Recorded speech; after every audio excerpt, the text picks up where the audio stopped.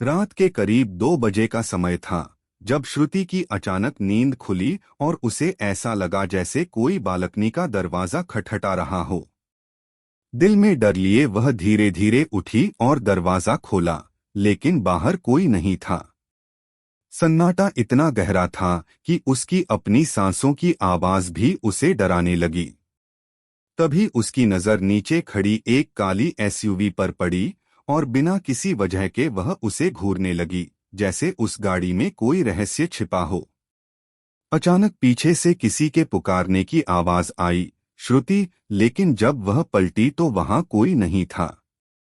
तभी उसके फोन पर एक मैसेज आया, उसके पति सिद्धार्थ के नंबर से, नीचे आओ, गाड़ी में बैठो। श्रुति के रोंगटे खड़े हो गए, क्योंकि सिद्धार्थ कुछ महीने पहले ही आत्महत्या कर चुका था। उसने कॉल करने की कोशिश की, लेकिन आवाज साफ नहीं आई। डर और जिज्ञासा के बीच फंसी श्रुति नीचे गाड़ी के पास पहुंची, पर वहां कोई नहीं था। गाड़ी के शीशे में उसे किसी का चेहरा दिखा, पर पलटने पर केवल घर का केयरटेकर खड़ा था, जिसने उसे समझाया कि यह सब उसके मन का भ्रम है, क्योंकि वह अभी भी अपने पति की मौत के सदमे से उबर नहीं पाई है। श्रुति वापस जाने ही वाली थी कि उसे ख्याल आया। वह गाड़ी में बैठी और अंदर रखे सिद्धार्थ के फोन को चेक करने लगी, पर उसमें कोई मैसेज या कॉल लॉग नहीं था। लेकिन फोन की गैलरी में उसे कुछ अजीब तस्वीरें मिली, किसी अनजान लड़की की जो किसी लाइब्रेरी में काम करती दिख रही थी। यह देखकर श्रुति के मन में शक पैदा हुआ और अगले दिन वह उस लड़की से मिलने सिटी सेंट्रल लाइब्रेरी पहुंच गई। वहां उसे पता चला कि उस लड़की का नाम निशा है और वह सिद्धार्थ को जानती थी, पर उनके बीच कुछ खास नहीं था, बस हल्की फुल्की बातचीत और फ्लर्ट। लेकिन जब श्रुति ने उसे और सवालों में घेरा तो निशा ने बताया कि एक बार वह सिद्धार्थ के घर भी गई थी, जहां उनके बीच एक अजीब घटना हुई। सिद्धार्थ अचानक उसका गला दबाने लगा, जैसे वह खुद पर काबू में नहीं था। यह सुनकर श्रुति को यकीन हो गया कि मामला सामान्य नहीं है। वह निशा को अपने साथ घर ले आई ताकि सच्चाई तक पहुंच सके। रास्ते में उसने उसे एक सुसाइड नोट पढ़ने को दिया, जिसमें लिखा था, उस कमरे में कोई है, पर वो तुम्हारे पीछे नहीं आएगा। यह बात दोनों के लिए रहस्य बन गई। फिर श्रुति ने अपनी 4 साल पुरानी घटना बताई, जब एक भयानक एक्सीडेंट में उसका दिल 13 मिनट तक बंद हो गया था और उसने खुद को एक अंधेरे कमरे के बाहर खड़ा पाया था। उस दिन के बाद से उसे अजीब अजीब अनुभव होने लगे थे। सिद्धार्थ हमेशा कहता था कि उस कमरे में कुछ और भी था, पर श्रुति मानने को तैयार नहीं थी। अब सब कुछ जुड़ता हुआ लग रहा था। निशा ने भी बताया कि जब वह सिद्धार्थ के घर गई थी तब उसे भी अजीब एहसास हुआ था। दोनों उस जगह पहुंचे जहां निशा पहले सिद्धार्थ के साथ गई थी, जंगल के बीच एक जला हुआ घर जो अजीब तरह से श्रुति के घर जैसा ही था, लेकिन उल्टा बना हुआ। अंदर एक लाल लकड़ी की गुड़िया लटकी हुई थी। जांच करने पर श्रुति को सिद्धार्थ की एक किताब मिली, अघोर शास्त्र, जिसमें मृत्यु को भ्रमित करने की विधि लिखी थी। उसमें बताया गया था कि अगर कोई इंसान मौत को धोखा देता है तो मृत्यु उसे छोड़ती नहीं और उससे बचने के लिए एक उल्टा घर बनाकर किसी समान व्यक्ति की बलि दी जाती है।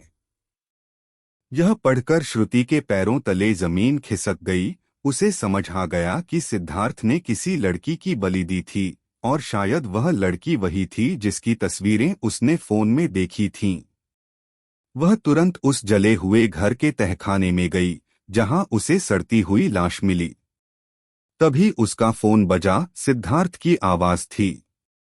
उसने बताया कि वह यह सब उसे बचाने के लिए कर रहा था, क्योंकि 4 साल पहले श्रुति ने मौत को धोखा दिया था और अब मौत उसे लेने वापस आई थी। लेकिन जैसे ही श्रुति खुद को खत्म करने का फैसला लेने लगी, उसे एहसास हुआ कि यह सिद्धार्थ नहीं बल्कि वही अंधेरे कमरे की शक्ति है जो उसे बहका रही है। उसने हिम्मत दिखाई और कहा कि वह अपनी जिंदगी खुद खत्म नहीं करेगी। उसी पल सब कुछ सामान्य हो गया। वह खुद को गाड़ी में पाई और बाहर केयरटेकर दरवाजा खटखटा रहा था। श्रुति ने बंदूक वापस रख दी और समझ गई कि डर से नहीं बल्कि हिम्मत से ही इस अंधेरे को हराया जा सकता है। श्रुति उस रात के बाद भले ही सामान्य दिखने लगी थी, लेकिन उसके भीतर एक अजीब सा डर अब भी जिंदा था, जैसे कोई परछाई उसके साथ हर पल चल रही हो। वह बार बार खुद को समझाने की कोशिश करती कि सब खत्म हो चुका है, कि जो कुछ हुआ वह सिर्फ एक भयानक अनुभव था, लेकिन दिल के किसी कोने में उसे यह एहसास लगातार होता रहा कि कहानी अभी पूरी नहीं हुई है। अगले कुछ दिनों तक उसने खुद को घर के अंदर ही सीमित रखा, बाहर निकलने से बचती रही और हर रात सोने से पहले दरवाजे और खिड़कियां कई बार चेक करती। लेकिन फिर भी हर रात ठीक 2 बजे उसकी नींद अपने आप खुल जाती, जैसे कोई अदृश्य ताकत उसे जगा रही हो। एक रात जब वह फिर से जागी तो उसने महसूस किया कि इस बार बालकनी का दरवाजा नहीं बल्कि उसके कमरे के अंदर से ही किसी के चलने की हल्की हल्की आवाज आ रही है। उसका दिल जोर जोर से धड़कने लगा, लेकिन इस बार उसने डरने की बजाय हिम्मत जुटाई और धीरे धीरे उठकर कमरे के कोने की तरफ बढ़ी जहां से आवाज आ रही थी। वहां पहुंचकर उसने देखा कि कमरे के शीशे में उसकी परछाई के अलावा एक और परछाई दिखाई दे रही थी, एक धुंधली आकृति जो बिल्कुल स्थिर खड़ी थी। श्रुति ने तुरंत पीछे मुड़कर देखा, लेकिन वहां कोई नहीं था। वह फिर से शीशे की तरफ देखती है और इस बार वह आकृति थोड़ा और साफ नजर आती है, जैसे कोई इंसान अंधेरे में खड़ा उसे देख रहा हो। अचानक उसे सिद्धार्थ की वो बात याद आती है, उस कमरे में कोई है, और उसकी रीढ़ में सिहरन दौड़ जाती है। वह घबराकर पीछे हटती है, लेकिन तभी उसका फोन फिर से बजता है। स्क्रीन पर कोई नंबर नहीं था, बस एक अनजान कॉल।